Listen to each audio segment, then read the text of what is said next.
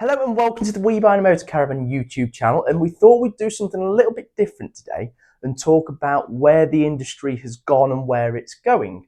So we have myself, Shane Malpass, and our industry expert. My name is Luke. You'll see me in plenty of videos, I'm sure. We are going to be addressing the elephant in the room, which is the current state of the market. Yes, and things have certainly changed. Obviously, when COVID came in, they went up and up and up and up. And they have come down quite a bit now. So we're just going to go through what we've seen and go from there.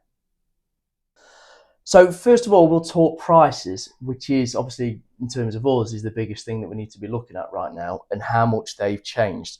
So we've got a fair few to look at. I mean, what's your take, first of all, on where it's going?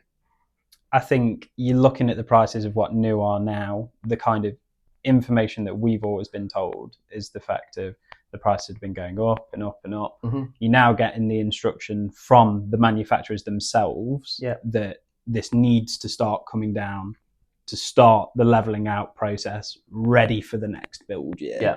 Because of the fact of if they continue with the sort of levels that the 23 stock had, the 24 stock had, it's going to equal to trouble everywhere, not just in one manufacturer, it's all of them. Yeah, so the problem is the forecourts have still got 2023 models, let alone 2024 models. And then this, where are we? We're mid-August now, towards the end of August. Mm-hmm. And within the next couple of weeks or so, the manufacturer's going to start asking for orders for 2025 models. And the manufacturers, like Luke just said, are speaking to the dealers and saying that we'll give you a little bit of money just to discount these even more, just to clear the decks. Exactly. And then you're seeing the dealers on top of that in certain cases, especially like example Bailey Adamos, Aloras, they're getting the discounts from the manufacturers and then having to put a discount on them themselves on top of that to get them out the door. Yeah, I mean, I've been out of the new dealerships for a long time, but the general rule of thumb was 15% markup for a dealer, which is needed because obviously there's not a high turn of volume and everything like that.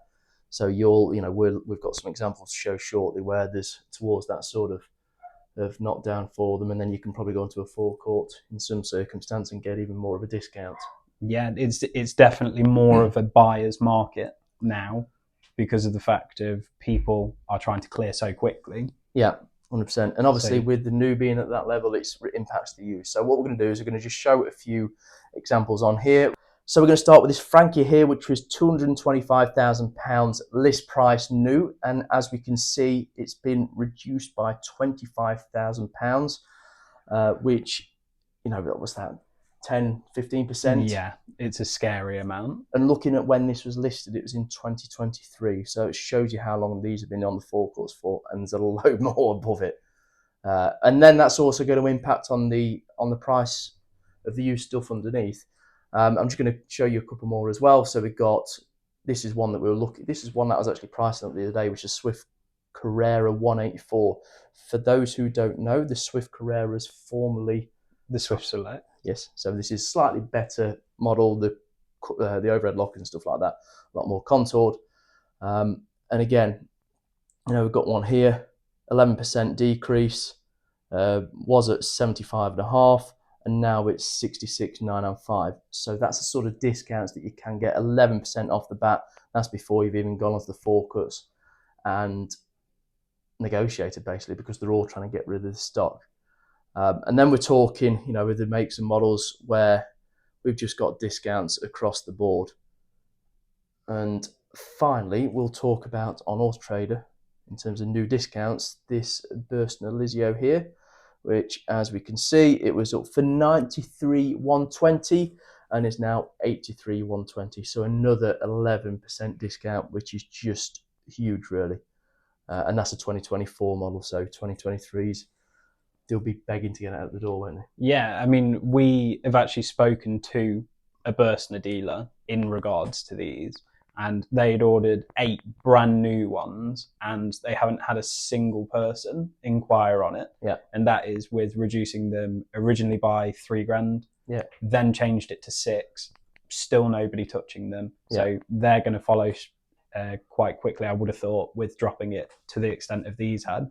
So you don't want to be stuck with 8 2024 motorhomes going into the next build year. Yeah, and the daft thing about all this is Burster in particular were one model or one brand I can remember. As a new customer, it's such a fight to try and get hold of one during COVID. It was like it was impossible. It was like it was a 12-year wait, 12-month wait, and then it got to it. It's sorry, it's another 6 months, another 6 months. I can remember speaking to dealers and they're saying that customers were waiting 2 years for them. Now they can't give them away. That's what I mean. Now that they're here, they can't move them, and so you look in that demand hasn't just all of a sudden disappeared. No, it's price points. You're talking about the way the economy's moved. You're talking about a lot of things that have all equaled up to people just all of a sudden not going for them because they're still a premium product. Yeah. They're still a great product. So there shouldn't necessarily be such a difference. Yeah, it just shows. So delving into the used, the 23s, the 22s, the 21s, stuff like that, what difference does it make to them with the new pricing being discounted to where it is? So I think the easiest way to look at it is if you have, say you're going for one of these Lizios, you're looking at one that's sort of a 2021 model. If you're seeing a 2021 model online for £73,000 and then a brand new one, delivery mileage up for 83,000, knowing that you could probably get a deal to get around 80, maybe to the 79, why would you ever decide that you're going to go for a used one when you could go for a finance option, or you could possibly get more for your money going for a slightly new one? So people are going to have to lower the price of the used ones to compensate from the massive drop that they've had to go through. So I think it shows the fact of the used prices will have to come down. Yeah, I mean, if you think about it, if you've got give or take £80,000 spent on a motorhome, or 70,000, to spend that extra few grand to get something that's maybe 1, 2, 3 years newer, you're just going to go for the newer one for that. In the whole scale of things, for that several £1,000s more, it's just not worth. And people, I think, are forgetting that 21s, 22s are 2, 3 years old now. They're starting to come out the end of the warranty. Depending on what it is, and it's just going to hit. And if like I said, if you've got 80,000 spend, what is to put a price difference between the used and new? What is going to deter you from buying that new one? It's not going to be 5, 6, 7 grand at that level. No, you're going to have to be, if you're talking about a motorhome brand new, you could get it for 80,000. It would have to be top end of the sixes for you to see that there is such a big difference between it. Because the thing is, you're not even talking about just the product on its own, because if it's a 21 plate, they're offering it in the 70s, you've then got a 24 plate in the 80s. The brand new one, they're going to chuck 3 years free servicing at you. You'll have brand new warranty on there as well. They'll chuck a Diamond Bright at it, any extras that you kind of want into it. There's just so much variation that you could do on a brand new one. So I mean, just going back to this on Horse Trader here as one example, you've got a 2022. It is automatic. That's at £60,000.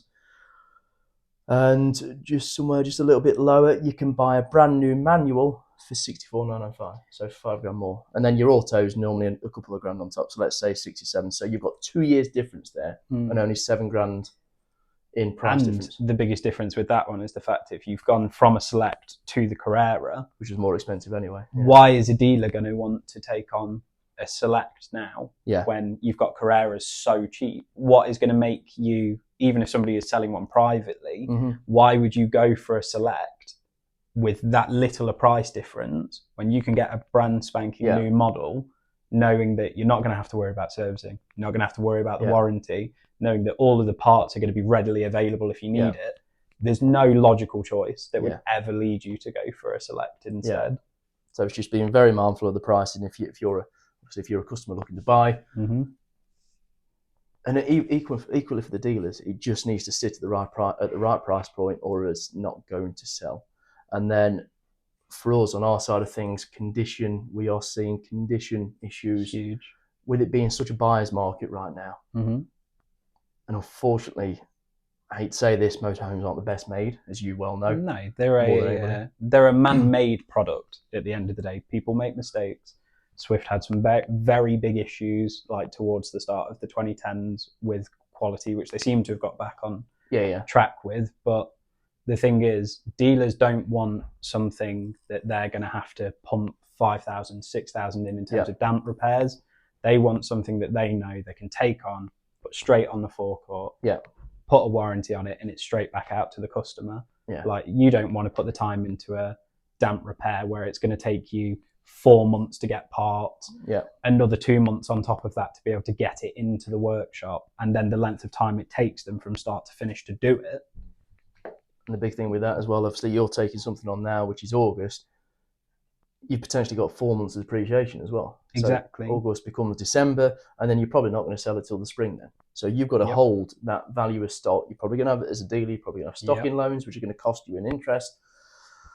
And then you're not going to sell it till next year. You'd rather just buy something you can, with the amount that are being offered, that you can buy now, sell now, and not have to put it through the workshop and have the issue of that. Exactly. I mean, standard PDI cost when you're talking about taking a used motorhome in, ready to put it back on the forecourt, is they don't want to spend anything between sort of £1,000 to £3,000. That's the allowance that they will have to get it in, do any repairs that they need to it. No dealer, if they bring something in and it's got £5,000 worth of stuff on it, they're going to be thinking, how do I get out of this? Instead. And we're not even talking about the fact of how close we are to shutdown as well in terms of factories. So it's going to be even longer for damp repairs, especially because you may not even get parts. You order it now, could be February before you're even talking about even getting one part in, let alone the massive amounts that you need. And obviously, if you're looking to sell as well, you know, you might be thinking, I'll just wait until the parts come, and by which time you're talking next year, and then the prices are probably depreciated because didn't finish leveling out, which we'll get to in a second. And as you well know, obviously, Luke used to work at a big dealership. He knows the inside and out of it. Excellent asset to the team. To say that aloud, sorry. And as a general rule, if a if a dealer has got a motorhome in that needs warranty work, it costs the dealer to do that work. The manufacturers only subsidise to a certain extent, but not all the way. And if you've got a motorhome that needs damp repairs doing, you're probably going to be losing £15-20 per hour on the labour cost alone. Easily, I would say easily that, because of the fact of there is a difference between doing a repair properly, how you would want to do it, and what the manufacturer will pay for. Quite often a dealer will submit the amount of hours that they need to do a repair, and it will be leveled out to what they want it to be instead. So if you're saying it's going to take 20 hours to replace a floor, they'll say, no, it's 10 hours. And why will dealers go out of their way to sort of do those repairs knowing that they're going to lose money on it? Because I think the other thing that manufacturers don't take into account as much is, like, yes, it might take 10 hours, but that's not 10 hours including going to get the keys, going to the compound, getting it out for the compound onto the ramp, getting the parts, and then it's on the ramp for so long, then you might need to order another part. It might be worse than it is. It's never 10 hours in a million years. Well, no, you don't know what's going to happen to it until you do the repair. Like, a dealer could remove a floor and they break a cupboard. Like, it's just consequential damage, which is going to happen. But then if you do that, it could be another 3 months before you get that cupboard door. Let alone anything. So it's such a minefield that they won't want to mess around with. It's why a lot of dealers don't do transient warranty for other dealerships, because they have their own pipeline that they're trying to sort. Why are they even going to look at taking that? They're already losing money on. Of course they are. You don't want to lose it twice. I mean, I think the thing a lot of people do forget is the parts aren't available like they are cars. For the reason being is because there's only, I don't know for the last few months, but there's only probably 10,000-15,000 motorhomes produced a year. And cars, I know that aiming towards 2 million for 2024. Which is a monumental. It's a monumental difference. It's not even. You can afford to have parts sat around at that sort of level. You can afford for a fender to be put out that you're not going to use for another 3 months. A motorhome dealer can't afford to have a cupboard door for a motorhome of where they've only sold 20 of them that they may never see back. You just can't do it. I mean, even cars. I went through LinkedIn yesterday, and there was somebody typing. They got a Range Rover Sport, and they booked in to get some repairs done because there was a fault and they couldn't drive anymore. 2 month wait to get it crazy booked in to do the work. Absolutely crazy. But then I think that's just you talk about 2 months in terms of a car for a motorhome. That's understandard. Yeah, The amount of time that it would take. Like you would, if somebody said to you, right, we're going to put a damp claim through, most dealers won't book you in for that repair until the last part's here, because if they book you in and then all of a sudden something goes on back order, then what do you do? Yeah, exactly. So what we're going to do is just explain a little bit more about where the prices have gone up and the reasons why I think the new are struggling to sell and even the used. So we've got 4 or 5 different examples on here. This is Out and About Live. This is what we use to reference a lot of the old prices. So we'll start with an auto sleeper, Burford. In 2019, just before COVID, they were 77,995. And right now, with the premium pack, which is standard, which is why I'm adding that on, they are £117,150 since 2019 to 2024, and I think there's a £5,000 price increase incoming on the Mercs. That is a £39,155 increase in 5 years, which is 56.8%. Next, which is one that Luke suggested, the Bailey Autograph 79-6, which is their 6-berth front drop-down bed job. That was 59,995 back in 2019. Now, and this hasn't been increased in price to 2024, but it is sitting at 88,995, which is 48.34% increase, just over £29,000. Now, just to jump in with that, what I have heard from a lot of the dealers that family motorhomes aren't selling at the moment. Yeah, they are massively struggling. I mean, we hear all the time the fact of the Alloras, the Adamos, the Swift Voyagers, all of the ones that are that kind of size, some compact, some family, they're just not moving off the forecourts. Like the Allura is now Bailey's hardest motorhome to sell. It's a brand new model. Yeah. Like, how is that even possible? I know. I mean, you know, for like the Bailey, it's a 6-berth, it's a proper family motorhome. How many family motorhomes realistically got, you know, by the time you buy the kit, nearly £100,000 spent? Who has £100,000 sat around when you've got 3 kids, 4 kids? Exactly. Next one is the Burston Lizio TD Harmony 744 back in 2019. That was 65,995, and that is now 93,690 brand new. So that's £27,695 increase, which is 41.96. I mean, wow. Last but not least, I thought we'd chuck an A-Class in there. Yeah. I quite like the Mobile Vetta yachts. I love them. I think we had one not long ago, 23 plate, beautiful. Yeah. All of the touches of detail, really, really nice to look at, really spacious. Everything that you would want from an A-Class. Yeah.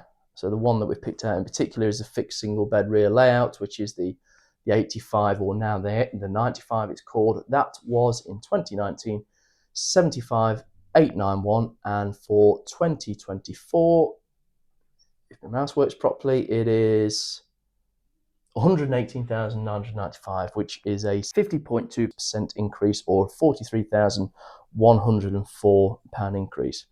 Now, the big thing that stands out to me about that, nobody's salary has gone up 63 to 70% in the last 5 years. And you couldn't argue the fact that build costs have increased by that much in that time either, because you look at, we'll pick on Bailey for the Adamo on this one, their parts that are used in that feel cheap in comparison to you walk into one of the older autographs, or you walk into one of the older Baileys where big chunky cupboards meant to last sort of can take a beating. You touch something in an Adamo, it breaks. So it's, how can you justify such a massive upheaval in price in comparison to the quality you're getting? I mean, overall, just over those 4 models on the road, and that's a 49.33 average increase since 2019. And I don't know what's going to come in a couple of weeks with the 2025 models. Yeah, because it's can you even maintain that? We know that obviously we talked about the Burstner in the fact of there are dealers that are stuck with them on the forecourt, and the fact of they've jumped up by such a huge amount. It's where do we go from there? Yeah. If you can't shift them on, what's the answer? Yeah, I mean, we were talking about, I mean, you follow your trainers. Yeah, I mean, you talk about the luxury shoe market in COVID. Obviously, somebody that I know personally made a massive business around buying luxury, exclusive sort of sneakers from America, bringing them in and selling them, making massive amounts of money on them. Yeah. Whereas now the market's completely bottomed out of them. The leveling of price has begun, and now they're going back to sort of the levels that they were beforehand. And you can't say that they're not selling as many, because they will now, because they've leveled out. But it's how they dropped so considerably. Yeah. And again, you can justify a sort of 60% price increase if the product is also increased with it, with the shoes, with the motorhomes. You couldn't say that. Yeah. So eventually, everything rides on a wave, has to come down. I mean, I'm going to pick on Eldis in particular in terms of motorhomes, but I think if you took the plates off for 2015 Eldis, AutoQuest, and looked at it today, I don't think you'd be able to tell the difference. You wouldn't be able to tell the difference. Maybe the odd decal change and stuff. But same with the auto sleepers. Exactly. As well. You know, I mean, I saw a video come up on YouTube the other day. It was, I think it was a watch dealer talking about the price of watches, and a bit like everything, they all went up monumentally during 2022 in particular, he was saying, and today they've gone down massively. And it's really started to level out. It's interesting to look at luxury items, because within reason, motorhomes are as well. Yeah, of course they are. Or very much so. And he was saying they aren't necessarily selling any less. In fact, he said they were selling more than we ever were, because they're at actually now the right price point. Where you can justify it. Yeah, which probably leads us on to talking about prices and, you know, what's coming in the future. So what do you think are going to happen with prices going forward? So I think the leveling out process is going to have to start now. Like we said, I think from September, you're going to see the price decrease start. They have to set a precedent from the get-go to make sure that obviously they're getting people ready for when we inevitably think that it will get to that point, which will be spring for the next plate change. Because then you've got 2 consistent plate changes of similar pricing, ready to get everybody used to those sort of levels. So alongside that, along with the new prices being decreased by whether it's 5, the 10, whatever they kind of decide they're going to go for across the board, you're then going to have to give used the time to catch up with that. Because if you're reducing by 10, you may have to reduce the next one by 12, because you've got to make sure there is a big enough gap between used, pre-registered, brand new, to make sure that you've got a wide enough gap between it in terms of a profit margin for everyone. So I think it's going to have to start now, and it's going to have to continue. Yeah, I mean, I in terms of the new stuff, I really can't see that not being discounted going forward. I mean, this is what happened pre-COVID. You know, the chances of you buying one at full price was just next to nothing. Yeah, never happened. No, and this is what then the manufacturers, and I understand why they're doing it, but they're just trying to get as many motorhomes out to make up for the losses during COVID, because whilst everybody might think that they made a lot of money during COVID, because they couldn't produce them fast enough for the demand, you know, the part supply was low, the total that was produced was so low, they lost a lot of money. Yeah, a lot of dealers struggled during that time. I think the ones that were well equipped were the multi-franchised dealers, where they had plenty of stock to be able to put out. And again, that was only some of the juggernauts of the business. We lost a lot of dealers along the way, and obviously we've lost quite a few this year also. But I think it's going to have to be the case of, you still get dealers where they do like a man at Swift thing, where you get somebody from Swift that comes out and reduces the prices. Auto Trail do a similar type of thing in Asda Bailey. So dealers will still push heavily at discounted rates to try and clear volume, because that's what they want. Yeah, I mean, it'd be interesting, because obviously during COVID there was dealers that were taking on more manufacturers, so they got more product to sell, just so they could get their hands on anything. And I think that you'll probably see a few of the dealerships now, you know, probably even getting rid of new, because they don't need to be selling product for nothing. You know, at least with used, you can dictate the price that you're buying it for and dictate what you're selling it for. With new, it's whatever that is, you know, that's whatever you're being sold it for.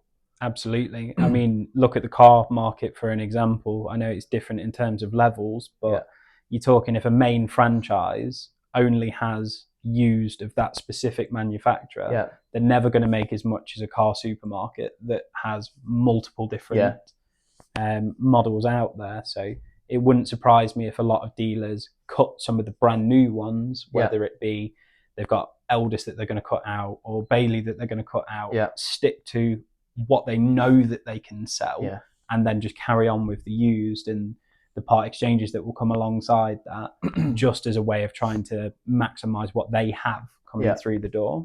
I mean, there's one manufacturer and dealer. There's one dealer that imports a certain brand, I won't say who, and they distribute it to the other dealers around. And I know during COVID they were very naughty in basically saying, sorry, we haven't got enough for ourselves, so the ones that you ordered you can't have.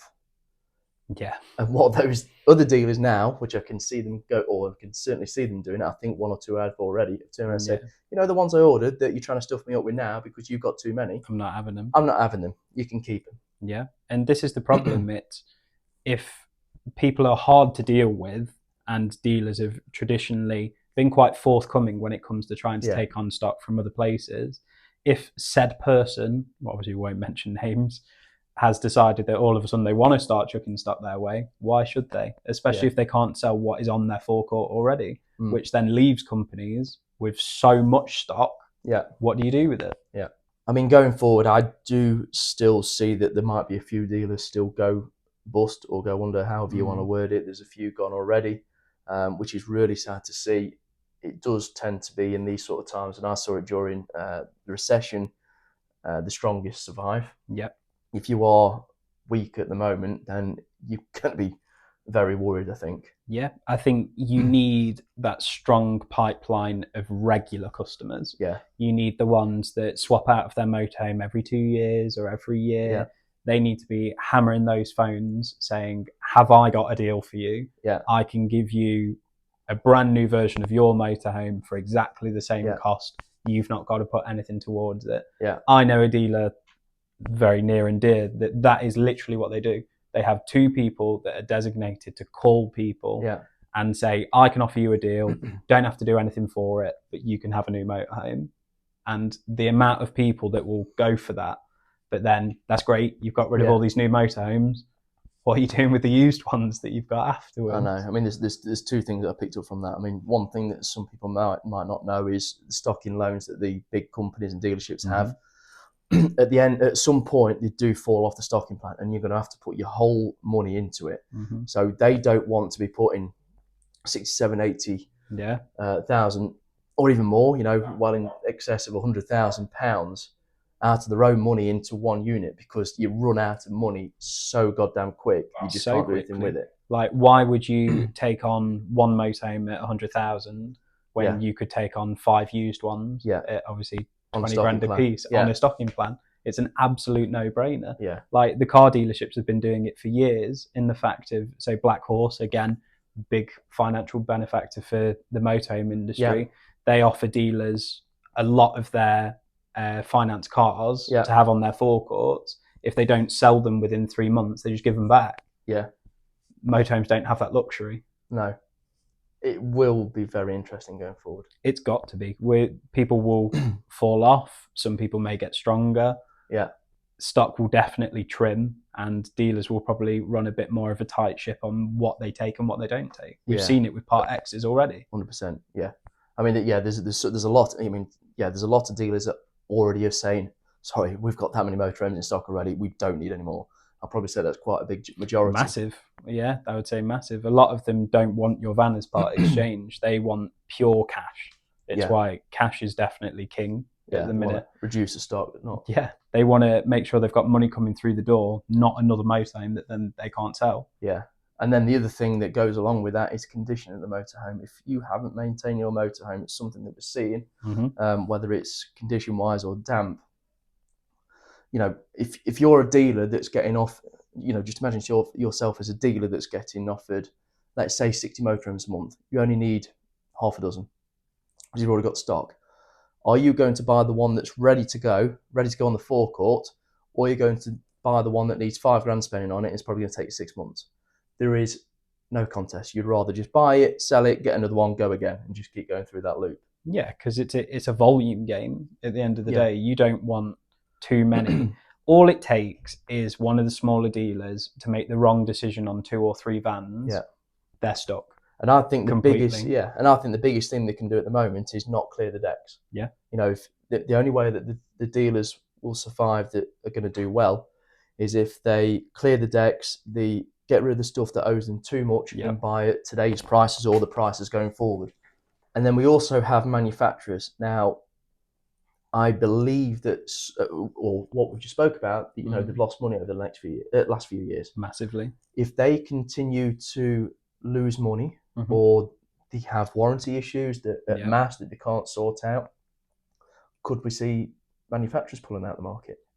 I think it's inevitable that we lose one of the heavy hitters. Yeah. I would say one of them will have something that happens. Yeah. We've seen this year a certain manufacturer struggle with an issue. Yeah. And how they cope with that will determine on how they go forward. But it just shows you the fact of one issue. Yeah. It can end everything. Yeah. I mean, there's one manufacturer I think we're losing. I can't remember, it's 4 or 5 million a year, something like that. It's just not maintainable. You just can't do it. It literally only takes one bad build year to undo 5 previous years of excellence in the market. You could do every single thing right, but one big manufacturer defect, you're done. Yeah, I mean, there's one brand in particular which is there's 2 brands that I've got in mind that I think have issues going forward. One is just by, I'll probably say that 90+% of everything we buy of that manufacturer is damp. Yep. Everything, yeah. And the other one had a spell where I don't know what the actual answer was, whether they forgot to put insulation in the walls or something like that. But if you close the blinds in the day, the walls glow orange. Yeah, it's like an internal nightlight that you never asked for. And again, I don't know how you get out of that. And the only reason I don't say they're going to pull out of the market rather than go bust is because they tend to be part of a bigger group. Yes. You know, for example, Trigano, you know, I don't know how many brands they got. They've probably got 20, 30 brands. Yeah, they got tons under there. So, you know, you're not... Umbrella. Yeah, exactly. So one brand isn't going to pull the whole group under, but they might turn around and say, actually, that's just not making money anymore. We're going to have to cut it loose. Yeah, cut it, move the models into a different brand. We've seen it before when they save marketing with sort of like Swift with Bessacar, where they were originally separate, moved them back together, saved on branding and that kind of thing. So I think you definitely could see that again. You could lose a whole range overnight if it is the case of either dealers don't tread carefully enough or they get another warranty issue. Yeah. So overall, I think to sum up what we think is going to happen, prices still need to level out. I don't think they're far off. No. They're still on the way down slightly, but I think this last couple of months, they've really took a hit. I still do think there's going to be an issue with some dealers and manufacturers, and then we'll see where we are next spring. It's going to be interesting times ahead, I would say. You want to sign off? Yeah, I mean, I appreciate everybody watching. I think we've all learned something today, whether it be what to buy, what not to buy, but it's good to have this talk and be transparent about what we're seeing. Yep. Awesome. Thank you very much, Luke. We'll see you soon.